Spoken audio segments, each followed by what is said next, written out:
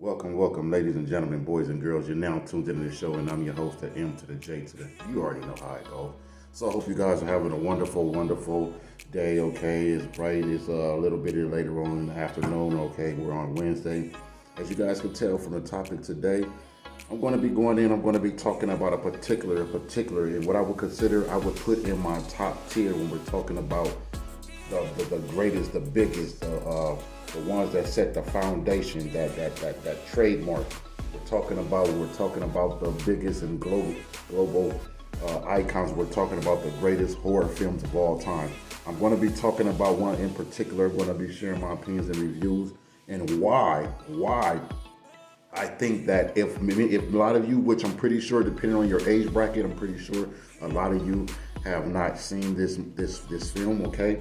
But it's a legendary film, and like I said, I would put this in my top tier when we're talking about a top list of the biggest and greatest horror films of all time. So we're going to be talking about classic horror films, and what I want to be specifically talking about is the 1983 horror classic Curtains. Okay, once again, Curtains. This. I mean, what can I say? To me personally, like I said, arguably debatable. I would put this in the top tier of the top. So if we did a list from top 10, I would put this in my top 5, hands down. Top 5 of horror films of all time. Okay, especially when we're talking about classic. Be looking out also, you guys. I'm going to be coming up with another upload. Probably will be the next upload after this one. I'm going to be talking about and discussing with you guys the difference between modern horror versus classic horror. Once again, my next upload most likely will probably be when I'll be discussing and talking about modern horror versus classic horror. So be looking out for that as well. But anyways, moving on. We're talking about horror, especially pertaining to specifically classic horror. Hands down, I would put Curtains in my top 5 if I was doing a top 10 list, okay? And there's a lot of reasons why, which I will discuss and get into a little bit further. But first, I want to give you guys a brief analysis, especially for those of you guys that have not seen this, because I'm pretty sure many of you have not seen this film. But I guarantee you, when you're talking about a good horror thriller slasher, to all you horror thriller slasher fans out there in the horror community, this is a must watch film if you have not watched it yet. I have it on collection. I have multiple collections of a lot of the classic horror. So like I said, this is one of my favorite genres, horror. So, but anyways, Curtains is it's a vicious movie.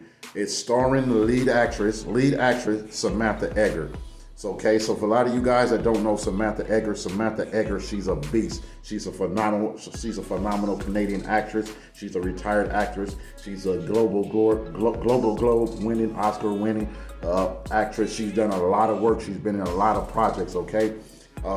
Some of her projects, like I said, for instance, that she's been in, I could just name or two, but there's many projects.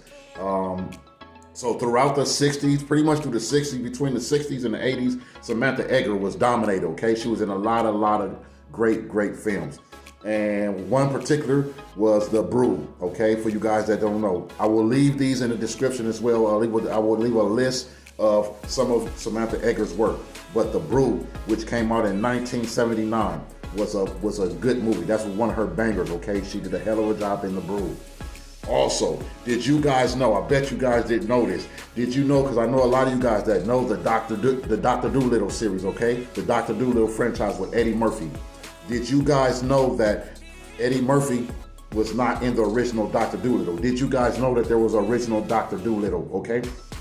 And so none other than Samantha Eggar. Samantha Eggar starred in the original Dr. Dolittle film that came out in 1967. All facts. You guys can go look that up. Once again, did you guys know, for all of you guys, I'm pretty sure you guys know of Eddie Murphy, the famous comedian, that he starred in the Dr. Dolittle film. If I'm not mistaken, they had 3 Dr. Dolittle films, Dr. Dolittle 1, 2, and 3 that Eddie Murphy starred in. But did you know that he was not the original founder of the Dr. Dolittle series? Because for most of us, we thought that Eddie Murphy had wrote and created the Dr. Dolittle movie, but actually, in actual fact and reality, Eddie Murphy did not create the Dr. Dolittle series. So that's just something for you guys to know, that actually the Dr. Dolittle movie first appeared in 1967, which starred Samantha Eggar. Okay, just that's for something for you guys to know. But anyways, moving on. As I said, we're talking about the Curtains movie. The main actor, the main actress in this, the main character in this was Samantha Eggar. She was the lead actress. Then we also had the lead actor, John Vernon, playing Stryker, okay, which was the director and that had this mansion, his own mansion, in which he had like basically his own little movie production inside his little mansion. Once again, John Vernon played Stryker. Also, we had Lynne Griffin, a supporting cast. We had Lynne Griffin. We had Linda Thorson. We had Ann Ditchburn, okay? There was many more people in this, okay? But I don't want to go down and name all of them. But I want to give you guys a brief backstory. The backstory to the Curtains movie, and why I think it was so phenomenal. Curtains, the backstory basically is that there was a woman, especially when we see from the beginning, as soon as the movie starts off, we get that first screenshot of Samantha Eggar. And may I add that, did you guys know that her actual character name was actually Samantha as well? So her real name was Samantha Eggar, and then her character first name was Samantha. But anyways, Samantha, the movie starts off with Samantha. The first shot, the first scene we see is Samantha. She's on the stage. She's auditioning for the role of Audrey, okay? This whole movie is about a character named Audrey. That's what this whole movie is about, a character named Audrey, okay? Now, so we start off by seeing Samantha Eggar auditioning for the role of Audrey. And we see John Vernon standing off in the background playing Stryker. He's basically him. We know from what we can see that Stryker and Samantha had some type of connection, okay? Whether they were fully in a full romantic relationship or they were in a platonic relationship, but these two, you could tell it from the perspective that they had been fooling around and they had known each other for many years, okay? So what this was is the whole background story is that the leading actress Samantha Eggar playing the character playing the character Samantha, she comes up with this idea with the lead actor Stryker, played by John Vernon. They come up with the idea to check herself into a sane asylum to help her prepare more for the role that was set and destined for her, for Audrey. So basically, Stryker and Samantha, they go to the asylum, and then Samantha has to kind of put on the show like something is wrong with her, and Stryker has to pretend like he's committing her because she just been flipping out. So that's what you see. So for those of you guys who don't know, this is how the movie starts off. So all the people at the asylum, all the workers at the asylum, they don't know the true intentions of Stryker and Samantha, that they're intentionally trying to commit her into the asylum so she can better prepare for the role of Audrey. So what happens is that Samantha ends up spending more time in the asylum than she was destined out to be. Basically, Stryker left her in the asylum, and then he goes a different direction and he stabs her in the back, and he decides to bring in 6 young actresses to audition to his mansion to audition for the role of Audrey. So this strikes a nerve point, obviously, with Samantha, because obviously Samantha was not very pleased with this. And what I thought was mighty funny and strange, what I thought was real good is when Samantha first found out and discovered what Stryker's intentions were, she knew already that she had to get revenge, okay? But her revenge was, she was like, there was no way in hell that she was going to, excuse my language, but there was no way in hell that she was going to allow 6 young actresses that actually had never been in no type of work, never been on a stage, never been in really any performance except for one. There was only one, I think it was Linda Thorson, the actress Linda Thorson. She had played the role of of a character that had been in a few things as well, but I think she was trying to get her next big break. So she had been in nothing a while, so she was trying to get something. But anyways, I'm curious to know is, what I wanted to know is, who was that? Because there was another character that was there and had informed Samantha that Stryker, what Stryker was up to, that he was auditioning inviting six young females to his house to audition for the role. And I would like to know who was the character that was Samantha's friend that informed her and told her what Stryker's intention was. I was kind of a little disappointed that they didn't reveal that, and they never actually revealed who her friend was that told her the information about what Stryker was up to. But anyway, this is what the full basis of the film was about. And so pretty much as Samantha got out of this asylum, she already knew that her main plan, and her friend helped her get out of the asylum as well. So that's what I'm saying. I really wish that they had revealed to us who the friend was, and was the friend one of the 6 women that was brought to the mansion to audition for the Audrey role. So that was something I thought that was left out that should have been revealed. But anyway, that was Samantha Eggar's intention. She came out, she was seeking revenge. She was not about to let any of these 6 young women take her role that was destined for her. So as we progress on and we got to see these 6 women eventually come into the hotel, which all of them didn't make it to, to the house, to the mansion. All of them didn't make it to the mansion. Only 5 of them made it to the mansion. One was picked off before they made it to the mansion. So one of the females was picked off before she made it to the mansion. So as what we saw so far from the beginning of the movie, we could automatically assume is we thought that because of the way the film started, and when Samantha Eggar finds out and comes to discover what Stryker had done, that he invited 6 women to audition for a role that was set for her, and yet alone that he left her in asylum, I think that we all know that Samantha was on a mission, and she was not going to let this, she was not going to bow down to this, she was not going to accept this. Plus, she was already a decorated actress. So from when the first female got picked off at the beginning of the film that actually never made it to the house, we automatically assumed that it was basically Samantha that was already starting off and that was doing the killing. This was the persuasion was, and as the movie kept persisting and kept moving on, we thought that was the perception that we had, that Samantha was the killer, because as when we got to the scene, the footage, when we got to the scene when the women were all at the house finally, and Stryker, played by John Vernon, basically introduced himself and basically introduced the women to the house and everything. And I said they were all around this table. They were all around this table, chit-chatting and talking and sharing their own little stories.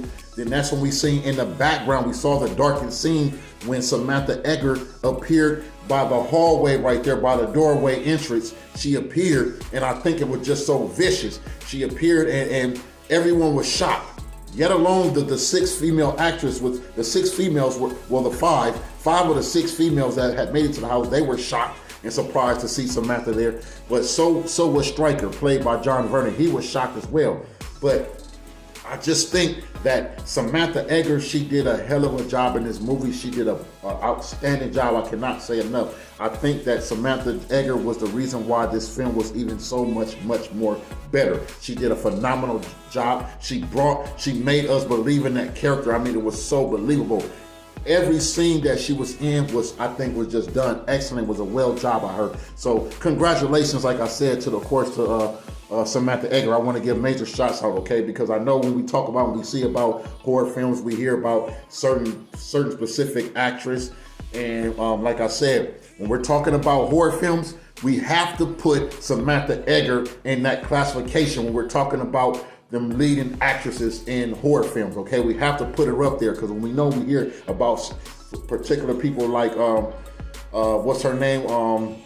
For instance, like Jamie Lee Curtis. We hear Jamie Lee Curtis. We know what she's done, a beast in the Halloween franchise. We hear about what was her name from the Nightmare on Elm Street franchise? Lincoln Camp. When we hear about Lincoln Camp, okay? When we hear about her, that's what we hear about beast mode actresses. We hear about we hear about Neve Campbell from the Scream franchise. We hear about one of what I think is phenomenal, Jennifer Love Hewitt. We hear about her from the I Know What You Did Last Summer franchise.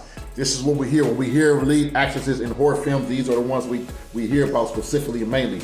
But we cannot forget about Samantha Eggar. Samantha Eggar is a beast, okay? And she has appeared and casted and been in multiple classic horror films, okay? So I think that she does not get enough credit in the modern era that for the work that she's done in the old times, okay? She's done a lot of work throughout the 60s, 70s, and 80s. So I want to give hands out and just to inform you guys that Samantha Eggar is a beast, and she goes in that top tier when we're talking about lead actress in horror, slasher, thriller, such films, okay?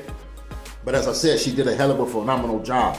What I also like that you guys, like I said, she did a phenomenal job.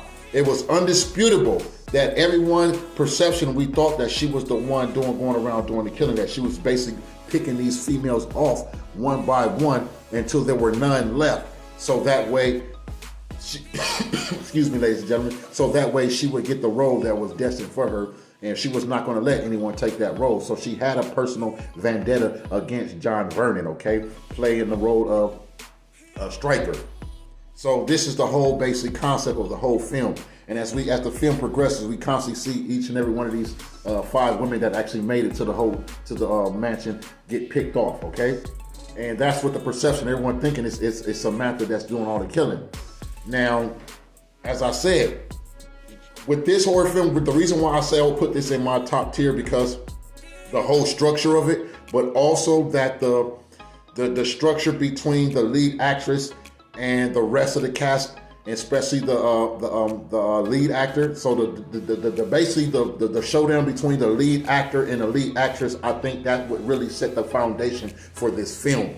But also the showdown between the lead actress and the supporting cast, other supporting cast members, I think also helped set the foundation for this film, Curtains, okay, which appeared in 1983 on March 4th. Now, as I said, it's just an overall phenomenal job. What I also I think was so vicious, and I think that goes under the radar, that does not get enough credit, is that the costume, the specific costume that was chosen for the killer in the Curtains movie, I think was a hell of a job, okay? It was like you had that mixture, I don't know if you guys know, but it kind of had that mixture of the Freddy Krueger, and then from the Freddy Krueger, like the sweater, like you had that kind of sweatshirt, that sweater, it was all black, but it still gave you that kind of Freddy Krueger vibe. But then also you had that mask was phenomenal. Man, may I add, I have to get my hands on one of those masks to add in my collection. I want my hands on one of those masks. That is a phenomenal, that is a legendary mask. Have to get my hands on it. That mask gave you that kind of perception of, you guys remember the movie Goonies? I believe that came out in either the late 80s or the early 90s. You guys spam in the comments, let me know. Did the Goonies movie come out in the late 80s or in the early 90s? But anyways, you guys remember the Goonies, if I'm not mistaken, I could be thinking the wrong movie, but I believe it was the Goonies, where the young kids, a group of young kids, where they discovered that it was a monster living under the house, basically, and they thought he was evil, but he was not bad. He was actually a good monster. It was showing you that perspective that people assumed that monsters was bad, but this monster was not bad. He was actually good. He was innocent. He didn't hurt people. You remember his facial structure, and I believe, what's this guy named? His brother played on Boy Meets World. Fred Savage. Fred Savage appeared and starred in this film, okay, with a lot of other supporting cast when they were children. This was that face of that monster in that movie, in that old school movie. That's the face, the facial structure, the mask that the Curtains killer had. I think that was so phenomenal in beast mode. Also, the sickle, the weapon of choice used was that sickle. Man, that was beast mode. And what I think one of my favorite scenes was, I told you, I like the great showdown when Samantha Eggar appeared at the house when all the other girls, young girls, were around the table, and then John Vernon was introducing them to the house and letting them know what they were going to be auditioning about the role of Audrey. That was one of my favorite scenes of the whole movie, when Samantha appeared through that doorway, and everyone was just shocked. Okay, their faces just dropped. My other favorite scene of this movie all time, I would say probably my number one, if not the second, is when the killer was on them ice skates and was coming after coming after one of the young ladies, getting ready to kill one of the young ladies that was the ice skater that loved to ice skate. the way when he had that mask on everything, the way he had the orange behind the back and was just doing that slow motion skating side to side, it was just so vicious. And then just came out with that sickle from one hand and just went to try to slice. That was just so, that was one of my favorite, most vicious scenes, okay? Overall, I like the costuming. I like the designing of the killer in the movie. So shout out to the costume designers and then the production for coming up with a good, solid costume and wardrobe for the Killer in the Curtains movie. Now, as I said, you guys, before I get ready to wrap this up, you guys, this is a must watch film, ladies and gentlemen, a must watch film. If you have not seen this film, I highly recommend you watch this film for a good movie night, especially when you're looking to watch a good slasher or thriller horror movie. This is a #1 recommendation. I will make sure I leave a link in the description to this movie as well, the title of this movie, and maybe a possible description, so that way you can go be able to check this movie out. Also, now, before I wrap this up, you guys, as I stated, we assumed that Samantha was the killer throughout this whole movie, especially when we got to the scene when we saw that when the gunshot, when Stryker was in the room with one of the females, because man, Stryker, man, he had been kind of just doing every damn thing with these women, like with these 5 women, 5 out of 6 women that actually made it to the mansion. I think he damn near probably slept with the majority of them, okay? It was just so crazy, okay? So he was definitely just like a macho chauvinist pig and everything, okay? But, and I think that did a good job of showing, like, and especially during that time, in the early times of Hollywood, there was a lot of that things going on where, like, sometimes where women would do certain things in order to get roles, but also there were these directors that actually force people to do certain things, or if someone was willing to do certain things, they would give them roles and things. So I think that was important also. That exposed a certain thing that would actually really take place in reality in Hollywood at some point in time, and probably and most likely even in the current modern time, okay? I think that was so important. But when we saw that gun, when the lady appeared and it shot, they didn't show the face, but you saw that revolver. Bow! Both of them shot Stryker and the woman shot the lady that he was in the room upstairs in the room sleeping with. Now we knew we knew, even though we didn't see her face, we knew that was Samantha.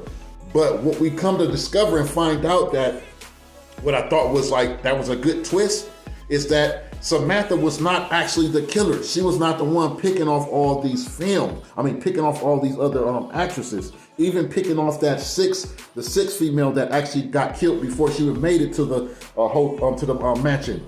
To come to discover and find out that Lynne Griffin, playing the character Patti O'Connor, was actually the killer.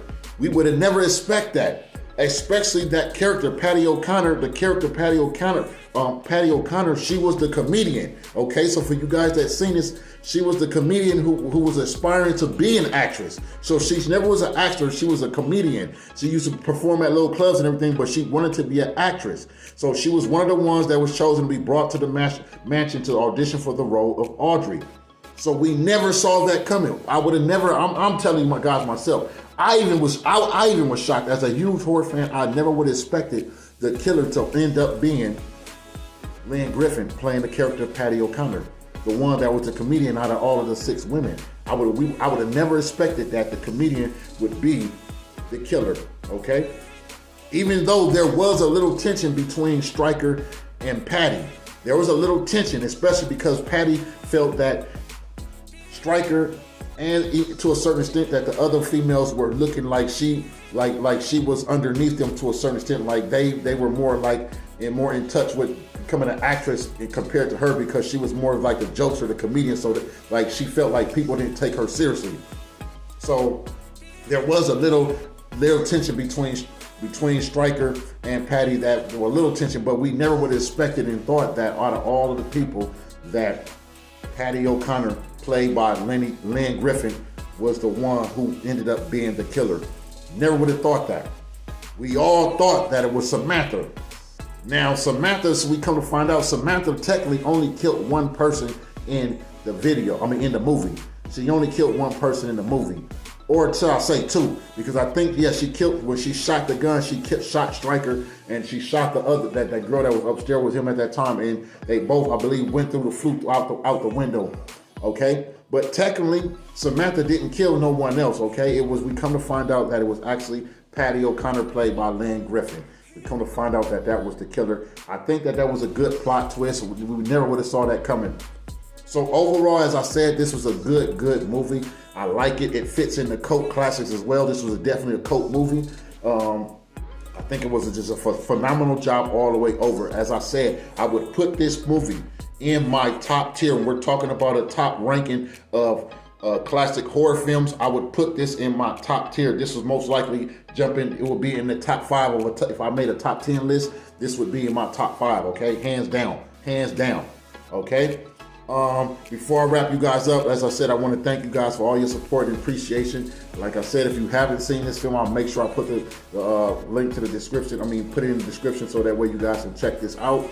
Also, as I said, there's other projects that Samantha Eggar has appeared in, several projects that she's appeared in, but a couple specific, as I told you about the Dr. Dolittle franchise movie. I thought that was just something that you guys need to know, that so all you guys thought that Dr. Dolittle was created by Eddie Murphy and Dr. Luke Dolittle was first appeared in the 90s by Eddie Murphy. That's actually not true and that's false. The first appearance of Dr. Dolittle was in 1967 and it starred Samantha Eggar. Also, Samantha Eggar also appeared in another fantastic horror film, The Brood. She's appeared in a lot of other projects. So you guys, like I said, she's done a lot of outstanding work, and I think that her work by itself stands alone. And it's argued, there's no question about it, that she has to be in a top tier when we're talking about lead actresses in horror films. Okay, hands down, she's in that ranking. Okay. Other than that, I want to thank you guys for tuning into the show. Thank you for all your love, support, and appreciation. Expect more content coming. As I said, my next upload is probably going to be when I'll be discussing and talking about the difference between modern horror versus compared to classic horror. Be looking out for that. Also, as well, if you guys are looking to do any collaborations or just hit me up for any business endeavors, make sure you go check out my About section on my platform, and then you will see my email to where you guys can contact me. I'm more than welcome to any of you guys that would like to be a part of do collaborations together. You already know how to do it. Also, before I go, I want to give special shout outs and I want to make sure all you guys, if you haven't, make sure you go check out another platform called REGIONFREE. Those guys do a lot of good work on there. Okay, I support them. I like what they do. I noticed that they do a lot of different collaboration. You'll get to see different points of views when they have discussion and different characters going. So make sure you go check out the REGIONFREE, which I will also leave a link to their channel in the description as well. Once again, go check out REGIONFREE. So that's all I have for you guys. So I want to thank you guys once again for tuning into the show. So you already know what it is. It's the M to the J to the U. No. Peace.